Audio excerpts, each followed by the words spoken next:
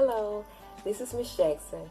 I wanted to make a video for parents who are having a hard time getting their children to do their work at home, or just they don't want to do their work, or just to help you parents that are frustrated, thinking, how can I get my child to sit down, do their work, or just to complete their assignment? So I want to share with you some tips that I use in the classroom that has worked for me, that I know that can help you. So the first thing is to set your expectation. Set your expectation. You tell your child your expectation, and you stick with that expectation. So whatever you're expecting your child to do, if it's to sit down and complete a book, read the book and complete it, if it's to write their name, and you want them to write their name neatly, you tell them your expectations, make it very clear, nothing too difficult, and stick with it. Now, if they do not, let's just say if they do not meet that expectation, then you just have them do it over. Now, at the beginning, it's going to be frustrating. I'm just going to let you know. It's going to be frustrating. They're going to whine. They're going to cry. They're going to make all types of excuses. But you know as a parent what your child can do, and you have to stick with it. So in the beginning, it will be difficult, but as you stick with it, your child is going to know your expectation, what you expect, and they're going to do it for you. Okay? And the next tip is always expect the best. So for me, in my classroom, I will not accept anything less than what the child can do. So if I know that a student can say write their name neatly, they can write words neatly, or I know that they can count up to 20, whatever it is, I know that they can do it. I'm going to expect for them to do it every single time. And I even push my kids to go a little bit higher than where they at. I'm not going to accept anything less. So as a parent, when your child is doing a lesson, completing an assignment, or doing something for you, do not expect anything less than what they can do. If you are a parent who is now homeschooling your child and they were at public school, you can see some of the work that they did at school. If they did it at school, they can do it at home for you.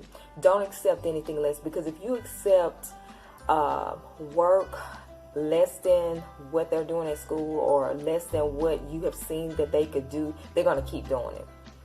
They're going to keep doing it. They're going to halfway do the work. They're just going to do just enough to get done to get back to what they want to do. So I do not do it. You want to keep pushing your child and keep elevating, but not to a place of frustration. You're only expecting the best of what they can do, okay? Don't set the expectation, or don't push them so far to a place that they're frustrated they cannot do it. You know what your child can do. A lot of times you can see what your child can do outside of learning.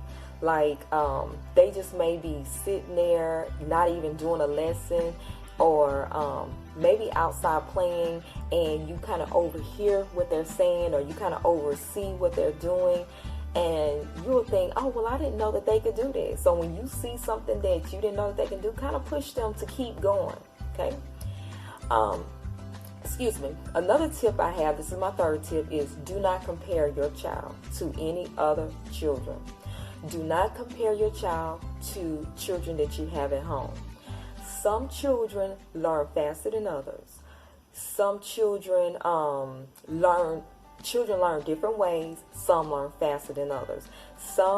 I have children in my classroom that excel in math, but they do not excel as good as in writing or recognizing their letters or their sounds. And then it could be the opposite. So don't compare your child. If there's another child, say if you have another, your child's in first grade, you have a friend that has a child in first grade, and your friend child is doing maybe doing so much better at math, doing so much better at reading, or whatever it is, do not compare your child. Do not, okay? Yeah, because that frustrates the child. That makes the child feel like they can't do it, and they're going to shut down, and they're not even going to do what you expect them, like what they know how to do. They're not going to do it because their self-esteem, they are hurt because you're doing the comparisons. Okay, so don't do that at all, and do not feel bad that your child cannot do what the other children can do, because I guarantee you that your child knows something that the other children cannot do. I see children that are excellent drawers.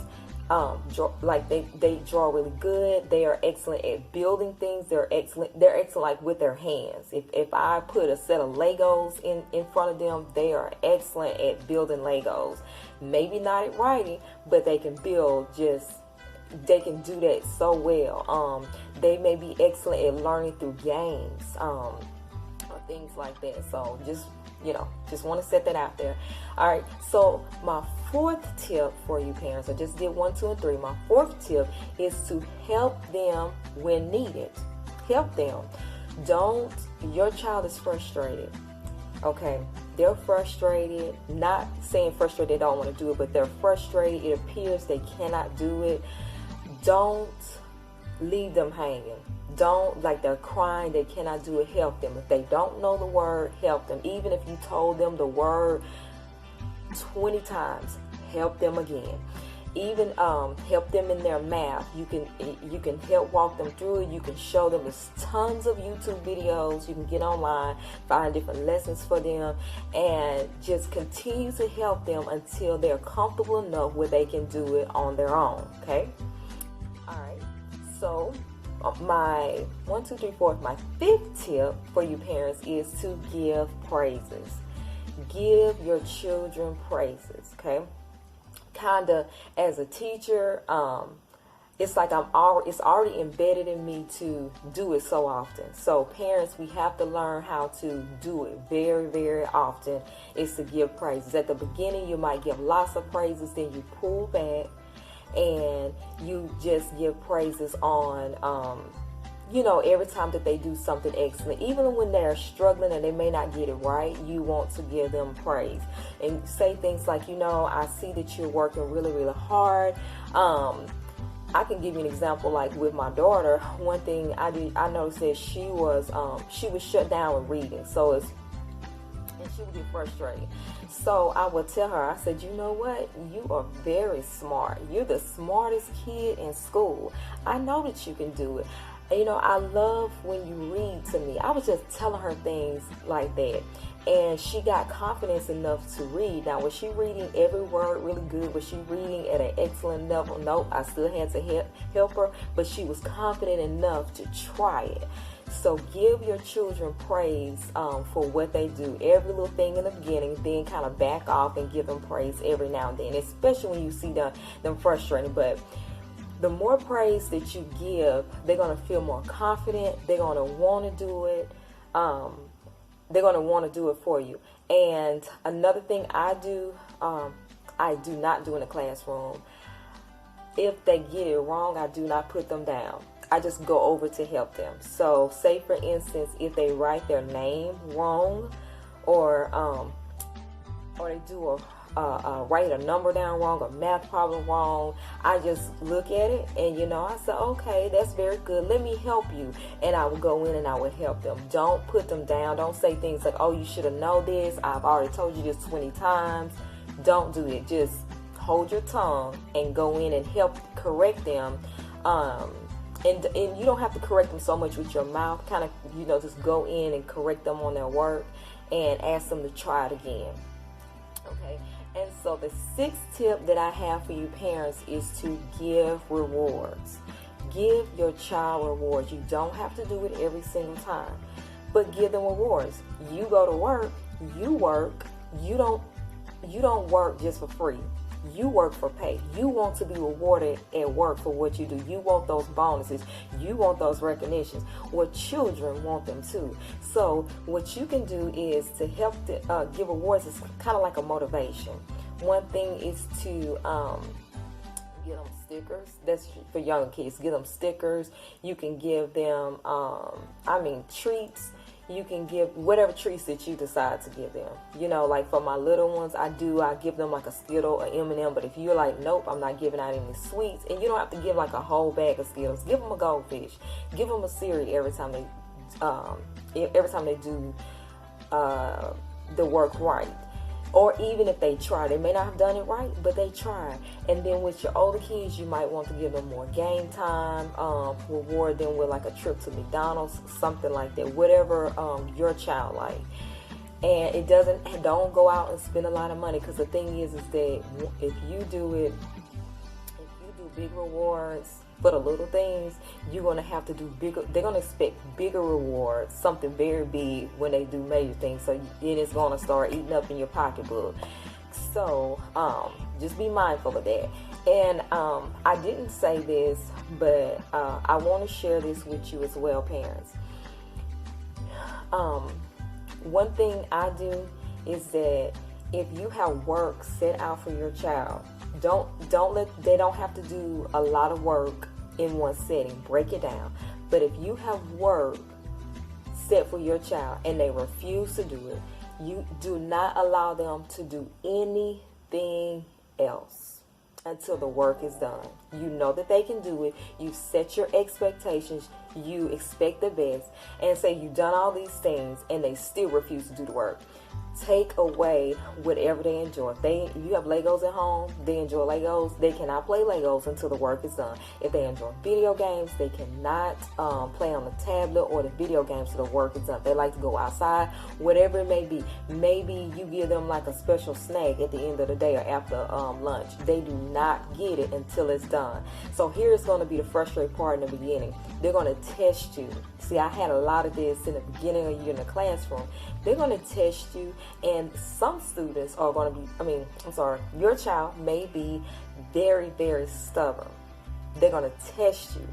You're going to have to stick with it. Day one, they may not do anything. Don't get frustrated. Just whatever they like, do not give it to them. Day two, you might go to day two, and it's the same thing.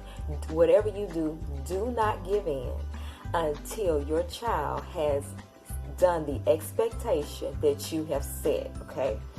So this is very, very important, because if you give in, they're not going to do it. In their head, they're going to say, all I have to do is be stubborn. All I have to do is whine and cry, and I can get out of doing this work, and I can sit here and play video games. I can sit here and play on my tablet or whatever they like to do, and they still have not completed the assignment. So we still have to keep the learning going. We just have to be strict. It's so much things popping in my head, like, have a set schedule where, if you have little kids, get them up early in the morning and start them off. They may only do like an hour or break it down for a day. They don't have to sit the whole day and do any work. Older kids, they can spend a little bit more time, but this is for new parents who are at home with your children right now, and they were going to public school.